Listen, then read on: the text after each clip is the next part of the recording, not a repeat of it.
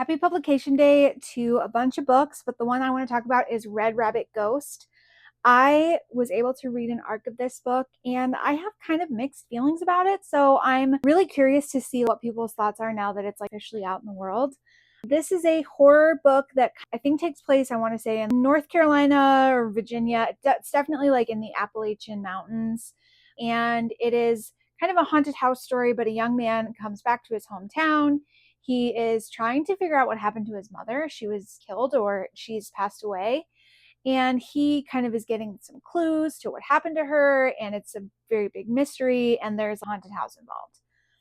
That premise alone, I'm absolutely sat for it. I love it.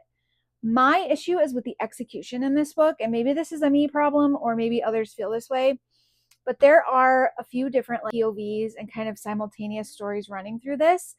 And my issue is not with that. It's the way that the POV jumps happen. I was reading this on my Kindle, and a lot of times, I'm reading through and we're in Jesse's point of view. He's kind of our main protagonist. And then all of a sudden, I swipe to the next page and we're jumped into Alice's point of view, who's another main character and really intriguing plot. But it was like there was no transition. There's no chapter break. There's not even a break in the text. It's literally just like one page to another. So I'm sitting there reading it and I'm like, did I miss a page? Did I skip something? Is something wrong with my download? Like, what's going on? And because it really just felt jarring, it didn't feel like there was enough of a transition to signal to me that I needed to switch POVs.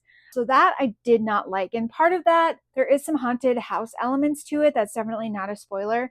And I appreciate what the author was going for with that, with it being very trippy and kind of like a fever dream situation when in that haunted house.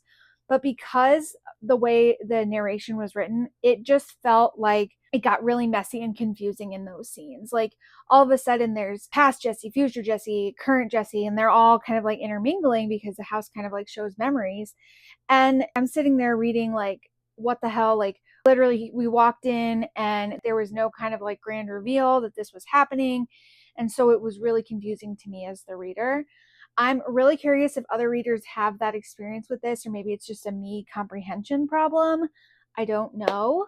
But if you've read this, I definitely want to hear your thoughts. And I'm curious to think what people end up thinking about it.